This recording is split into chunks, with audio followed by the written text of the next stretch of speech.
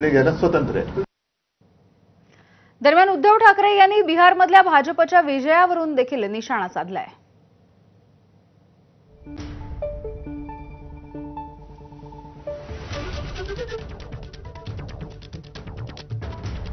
बिहारमध्ये जे जिंकले त्यांचं अभिनंदन। तेजस्वी यादव यांच्या सभेला देखील प्रचंड गर्दी होती आणि प्रतिसाद मिळाला। ज्यांच्या सभेला गर्दी नाही त्यांचा विजय झाला असा एक खोचक टोला देखील उद्धव ठाकरे यांनी लगावलाय।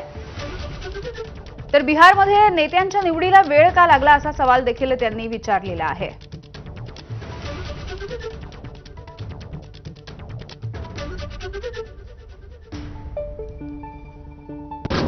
एका गोष्टीचं मला नवल वाटतंय की प्रचाराच्या दरम्यान तेजस्वी यादवच्या सभांना मिळणारा जो प्रचंड प्रतिसाद होता तो प्रतिसाद खरा होता की त्यांनी ते नवीन AI तंत्रज्ञानाने तयार केलेली माणसं होती हे आता कळण्याचं झालेलं आहे। म्हणजे ज्यांच्या सभेला अलोट गर्दी होते त्याचं सरकार न येता ज्यांच्या सभेला रिकाम्या खुर्च्या जास्त असतात, रिकाम्या खुर्च्यांची गर्दी असते त्यांचं सरकार येतं, हे नवीन ह्या लोकशाहीतलं गणित हे कळण्याच्या पलीकडचं आहे।